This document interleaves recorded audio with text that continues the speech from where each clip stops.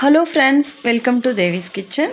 நாம் தமிழ் புத்தாண்டு ஸ்பெஷலாக இன்றைக்கி பருப்பு போலி நல்லா டேஸ்டியாக பிகினர்ஸ் கூட ரொம்ப ஈஸியாக செய்யக்கூடிய மெத்தடில் எப்படி செய்கிறதுன்னு பார்க்கலாம். நான் சொல்கிற மெத்தடில் நீங்கள் செஞ்சீங்கன்னா ரொம்ப ஈஸியாக ரொம்ப நல்லா டேஸ்டியாக செய்யலாம். அதுக்கு ஃபஸ்ட்டு நான் இன்றைக்கி ஒரு பாத்திரத்தில் 1 கிலோ துவரம்பருப்பு எடுத்திருக்கேன். இப்போ இதை நல்லா 2லேருந்து 3 வாட்டி கழுவி எடுத்துகிட்டு வந்துடுறேன். இப்போ பாருங்கள், நல்லா கழுவியாச்சு. இப்போ துவரம்பருப்பில் தண்ணி பருப்பு நல்லா மூழ்கிற அளவுக்கு கொஞ்சம் நிறையவே தண்ணி ஊற்றிக்கோங்க. ஏன்னா பருப்பை நான் பாத்திரத்தில் வேக வைக்கிறதால கொஞ்சம் அதிகமாகவே தண்ணி தேவைப்படும். இதுவே நம்ம குக்கரில் வேக வைக்கிறதா இருந்தால் ரொம்ப கம்மியாக தண்ணி ஊற்றினா போதும். இப்போ 1/4 டேபிள் ஸ்பூன் அளவுக்கு மஞ்சள் தூள் போட்டுக்கோங்க. அப்படியே இதில் 1 டேபிள் ஸ்பூன் எண்ணெயும் போட்டுக்கோங்க. இப்போ ஹை ஃப்ளேமில் வச்சு பருப்பை 7லேருந்து 8 நிமிஷம் நல்லா வேக வச்சுக்கலாம். வேகட்டும். பருப்பு இப்போ நல்லா வேக ஆரம்பிச்சிருச்சு. இப்போ மேலே இந்த மாதிரி நுரெல்லாம் வரும். அதை இந்த மாதிரி ஒரு கரண்டி வச்சு எடுத்து போட்டுருங்க. இப்போ ஒரு வாட்டி நல்லா கலந்து விட்டுடலாம். பருப்பு இன்னும் கூட கொஞ்சம் வேகணும், இருக்கட்டும். இப்போ பாருங்கள், பார்த்தாலே பருப்பு நல்லா வெந்திருக்கிறது நம்மளுக்கு தெரியுது. இப்போ பருப்பு வெந்திருக்கான்னு பார்க்கலாம். அதுக்கு ஃபஸ்ட்டு இந்த மாதிரி ஒரு பருப்பை கையில் எடுத்து வச்சு 2 விரலுக்கு நடுவில் வச்சு இந்த மாதிரி அழுத்துங்க. அழுத்தும் போது பருப்பு நல்லாவே மசியணும். இப்போ பாருங்கள், பருப்பு நல்லா வெந்திருக்கு. இந்த அளவுக்கு வெந்தால் போதும். இதுக்கு மேலே வெந்ததுன்னா பருப்பு குழஞ்சிரும். அப்புறம் நம்ம மிக்சியில் போடும்போது மாவு தண்ணியாகி நம்மளுக்கு பூரணம் அந்த அளவுக்கு கெட்டியாக இருக்காது. அப்புறம் நம்மளுக்கு உருண்டை பர்ஃபெக்டாக வராது. இப்போ பாருங்கள், பருப்பில் இருந்த தண்ணியெலாம் வடித்து எடுத்துட்டேன். இப்போ அந்த பருப்பு தண்ணியை வேஸ்ட் ஆக்க வேண்டிய அவசியம் இல்லை. அந்த தண்ணியில் நம்ம பருப்பு குழம்பு இல்லை பருப்பு ரசம் அந்த மாதிரி எது வேணாலும் செஞ்சுக்கலாம். பருப்பு கொஞ்சம் நேரம் ஆறட்டும். இப்போ பருப்பு ஒரு சைடில் இருக்கட்டும். அடுத்ததாக நம்ம வெல்லத்தை கரைச்சிக்கலாம். அதுக்கு நான் இன்றைக்கி 1 கிலோ வெல்லம் எடுத்திருக்கேன். வெல்லத்தை இந்த மாதிரி நல்லா இடித்து எடுத்துக்கோங்க. அப்போ தான் நம்மளுக்கு கரையிறதுக்கு ஈஸியாக இருக்கும். இப்போ வெல்லம் கரையிறதுக்கு தேவையான அளவுக்கு மட்டும் தண்ணி ஊற்றுங்க போதும். அதாவது ஒரு சின்ன டம்ளரில் 1/4 டம்ளர் அளவுக்கு தண்ணி ஊற்றினீங்கனாலே போதும். இப்போ நம்ம வெல்லத்தை மீடியம் ஃப்ளேமில் வச்சு கரைச்சிக்கலாம். இந்த மாதிரி கலந்து விட்டுக்கிட்டே இருங்க. அப்போ தான் வெல்லம் சீக்கிரமாக கரையும். 1 கிலோ பருப்புக்கு 1 கிலோ வெல்லம் போடணும். அப்போ தான் ஸ்வீட் நம்மளுக்கு கரெக்டாக இருக்கும். இப்போ வெல்லத்தை நல்லா கரைச்சிக்கலாம். இந்த மாதிரி கலந்து விட்டுக்கிட்டே இருங்க, இல்லைன்னா அடிப்பிடிச்சிரும். பாருங்கள், இப்போ வெல்லம் கரைஞ்சிருக்கு. இருந்தாலும் இன்னும் கொஞ்சம் கட்டிகள் இருக்குது. இதையும் நல்லா கரைச்சிக்கலாம். வெல்லம் நல்லா கரைஞ்சிட்டாலே போதும். பாகுலாம் எதுவுமே நம்மளுக்கு தேவையில்லை. இந்த மாதிரி கலந்து விட்டுக்கிட்டே இருங்க, இல்லைன்னா வெல்லம் அடிப்பிடிச்சிரும். இப்போ பாருங்கள், வெல்லம் நல்லா கரைஞ்சிருச்சு. இப்போ ஸ்டவ் ஆஃப் பண்ணிடலாம்.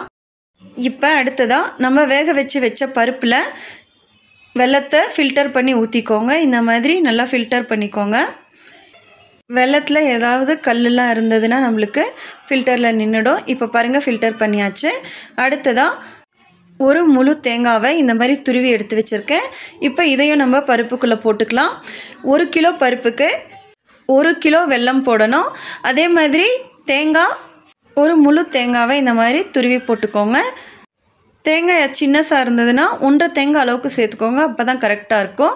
இப்போ இதில் 9 ஏலக்காய் அதையும் இதிலேயே போட்டுட்டு இப்போ இது எல்லாத்தையும் நல்லா ஒரு வாட்டி கலந்து விட்டுடலாம். இந்த மாதிரி நல்லா கலந்து விட்டுருங்க. அப்போ தான் பருப்பு, வெல்லம், தேங்காய் எல்லாமே நல்லா மிக்ஸ் ஆகி நம்மளுக்கு நம்ம மிக்சியில் அரைக்கும் போது நம்மளுக்கு கரெக்டாக வரும். இப்போ நம்மளுக்கு பார்க்குறதுக்கு பருப்பு வெல்லம் சேர்ந்து தண்ணியாக இருக்கிற மாதிரி இருக்கும். ஆனால் நம்ம மிக்சியில் போட்டு அரைக்கும் போது நம்மளுக்கு உருண்டை பிடிக்கிற அளவுக்கு கெட்டியாக பூரணம் கிடச்சிரும். இப்போ இந்த பருப்பு வெல்லம்லாம் நல்லா ஆறிக்கிட்டு இருக்கட்டும். அதுக்குள்ளே நம்ம மாவு பிசைஞ்சு வச்சிடலாம். அதுக்கு ஒரு கிண்ணத்தில் 2 கப் மைதா மாவு போடுறேன். இது 1/2 kg மைதா மாவு. 1 கிலோ பருப்புக்கு 1 கிலோ அளவுக்கு மைதா மாவு எடுக்கணும். ஆனால் நான் 1/2 kg மைதா மாவு தான் பிசைய போகிறேன். மீதி பாதி பூரணத்தை எடுத்து ஃப்ரிட்ஜில் ஏர் டைட் கண்டெய்னரில் போட்டு நல்லா மூடி வச்சுட்டா நம்மளுக்கு எப்போ வேணுமோ அப்போ நம்ம சுட்டுக்கலாம். 1 வாரம் 10 நாள் ஆனால் கூட பூரணம் கெடாமல் நல்லா நம்மளுக்கு புதுசாக ஃப்ரெஷ்ஷாகவே இருக்கும். நம்மளுக்கு எப்போ வேணுமோ அப்போ எடுத்து நம்ம செஞ்சுக்கலாம். அப்போ மைதா மாவு மட்டும் பிசைஞ்சிட்டு நம்ம ஈஸியாக பருப்பு போலி செஞ்சுக்கலாம். இப்போ இதில் கொஞ்சமாக டேஸ்ட்டுக்காக உப்பு சேர்த்துக்கோங்க. அடுத்ததாக 1/4 டீஸ்பூன் மஞ்சள் தூள் போட்டுக்கோங்க.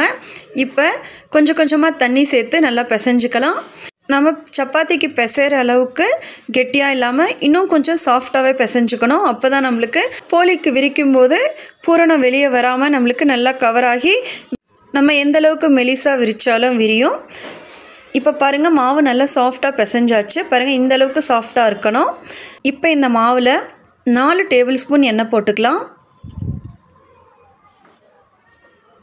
எண்ணெய் போட்டதுக்கப்புறமா இந்த மாவை நல்லா பிசைஞ்சிக்கோங்க.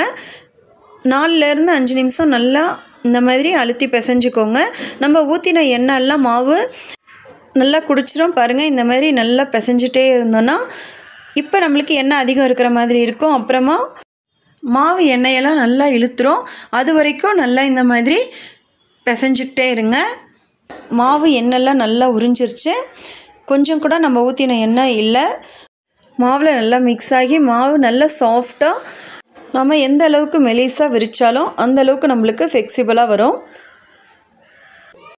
இப்போ மாவு காயாமல் இருக்கிறதுக்காக மாவு மேலே 1 டேபிள் ஸ்பூன் எண்ணெய் ஊற்றி மூடி வச்சிடலாம். நிறைய எண்ணெய் ஊற்றி நம்ம மூடி வைக்க வேண்டிய அவசியம் இல்லை. 1 டேபிள் ஸ்பூன் ஊற்றினாலே போதும். பாருங்கள், இந்த மாதிரி எண்ணெய் ஊற்றிட்டு இப்போ மூடி வச்சிடலாம். இப்போ மாவு நல்லா ஒரு அரை மணி நேரம் ஊறிக்கிட்டு இருக்கட்டும். அடுத்ததாக பாருங்கள், இப்போ பருப்பு நல்லா ஆறியிருக்கு. இந்த அளவுக்கு பருப்பு ஆறினா போதும். ரொம்பவும் ஃபுல்லாகவே ஆறணுங்கிற அவசியம் இல்லை. இப்போ மிக்சியில் நம்ம போட்டு அரைக்கிற அளவுக்கு நல்லாவே ஆறியிருக்கு. இப்போ மிக்சியில் போட்டு அரைக்கலாம். அதுக்கு முன்னாடி நம்ம இன்னொரு வாட்டி நல்லா இந்த மாதிரி கலந்து விட்டுக்கணும். அப்போ தான் பருப்பு, தேங்காய், வெல்லம்லாம் நல்லா மிக்ஸ் ஆகும். இப்போ ஒரு மிக்ஸி ஜாரில் 3 கரண்டி அளவுக்கு பருப்பு போட்டுக்கிறேன். அந்த வெல்லத்தண்ணியும் சேர்த்து எடுத்து ஊற்றிக்கோங்க. அப்போ தான் நம்மளுக்கு நல்லா பூரணம் கரெக்டான பதத்துக்கு வரும். இப்போ நம்ம இதை மிக்சியில் அரைச்சி எடுத்துடலாம். இப்போ பாருங்கள், பூரணம் எவ்வளோ சூப்பராக வந்திருக்கு. கொஞ்சம் கூட பருப்பு இல்லை, நல்லா கெட்டியாக நம்ம உருண்டை பிடிக்கிற அளவுக்கு நல்லா சாஃப்டாக நல்லா வந்திருக்கு. இந்த பருப்பை நம்ம நிறைய நேரம் மிக்சியில் போட்டு அரைக்க வேண்டிய அவசியம் இல்லை. ஒரு பல்ஸ் கொடுத்தாலே போதும், இந்த அளவுக்கு நம்மளுக்கு நைஸாக வந்துடும். இந்த மொத்தமே எனக்கு 15 மினிட்ஸ் தான் ஆச்சு அரைச்சி எடுக்கிறதுக்கு. பாருங்கள், எல்லாமே நான் அரைச்சி எடுத்துட்டேன். இப்போ பூரணம் ரெடியாக இருக்குது. இப்போ இந்த பூரணத்தை ஒரு வாட்டி நல்லா மிக்ஸ் பண்ணிக்கலாம். ஏன்னா நம்ம மிக்ஸி ஜாரில் கொஞ்சம் கொஞ்சமாக போட்டு எடுத்ததால் கொஞ்சம் மிக்ஸ் ஆகாமல் இருக்கும் எல்லாமே. அதனால் எல்லாமே அரைச்சி எடுத்ததுக்கப்புறமா ஒரு வாட்டி நல்லா இந்த மாதிரி கலந்து விட்டுக்கிட்டோன்னா நம்மளுக்கு வெல்லம், தேங்காய், பருப்புலாம் ஈக்குவலாக கரெக்டான ரேஷியோவில் நம்மளுக்கு மிக்ஸ் ஆகி கரெக்டாக கிடைக்கும் பூரணம். இப்போ பாருங்கள், பூரணம் சூப்பராக ரெடி ஆகிடுச்சு. இப்போ நம்மளுக்கு எந்த சைஸில் வேணுமோ அந்த அளவுக்கு நம்ம போலிக்கு உருண்டை வச்சுக்கலாம். நான் கொஞ்சம் பெரிய சைஸ்லையே உருண்டை பிடிக்கிறேன். பாருங்கள், பூரணம் நல்லா சாஃப்டாக நல்லா வந்திருக்கு. இப்போ இந்த மாதிரி உருண்டை பிடிச்சதுக்கப்புறமா ஒரு பிளேட்டில் வச்சுக்கிறேன். இதே மாதிரி மீதி இருக்கிற மாவுலையும் உருண்டை பிடிச்சி பிளேட்டில் வச்சுக்கலாம். பாதி அளவுக்கு பூரணத்தை மட்டும் உருண்டை பிடிச்சிட்டு மீதி பூரணத்தை ஃப்ரிட்ஜில் ஏர்டைட் கண்டெய்னரில் போட்டு வச்சிட்டோன்னா அது கெடாமல் நல்லாயிருக்கும். தேவையான போது நம்ம எடுத்து சுட்டுக்கலாம். இப்போ போலி விரிக்கிறதுக்காக ஒரு வாழை இலை இல்லை இந்த மாதிரி ஆயில் கவர் இருந்ததுன்னா அதை கட் பண்ணி அதில் விரிச்சுக்கலாம். என்கிட்ட வாழை இலை இல்லை, அதனால் ஆயில் கவர்லையே விரிக்க போகிறேன். ஒரு சின்ன உருண்டை மாவை இந்த மாதிரி எடுத்து நல்லா ஒரு வாட்டி பிசைஞ்சு விட்டுட்டு பாருங்கள், இந்த மாதிரி பக்கத்தில் கொஞ்சமாக எண்ணெய் வச்சுக்கோங்க. எண்ணெயில் லைட்டாக கையை இந்த மாதிரி தொட்டுக்கிட்டு விரிக்க ஆரம்பிச்சிடலாம். நம்மளுக்கு ஃபஸ்ட்டு சென்டரில் நல்லா கொஞ்சம் தடியாக இருக்கிற மாதிரியும் சைடில் மெலிசாக விரிச்சுக்கோங்க. பாருங்கள், இந்த மாதிரி விரிச்சுக்கோங்க.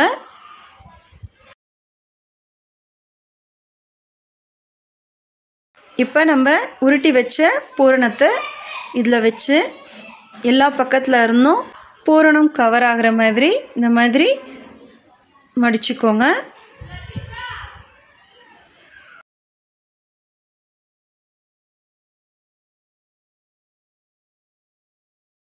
மேலே மாவு எக்ஸ்ட்ரா வந்ததுன்னா எடுத்துடலாம். அப்படி இல்லைன்னா கரெக்டாக இருந்ததுன்னா அதையே நம்ம அங்கேயே அட்ஜஸ்ட் பண்ணிவிட்டுட்டு இந்த மாதிரி ஒரு வாட்டி உருட்டிக்கோங்க. அப்புறமா இப்படி வச்சு திரும்ப ஒரு வாட்டி எண்ணெய் தடவிக்கிட்டு நம்ம விரிக்க ஆரம்பிச்சிடலாம். உங்களுக்கு எந்த அளவுக்கு மெலிசா வேணுமோ அந்த அளவுக்கு விரிச்சுக்கலாம்.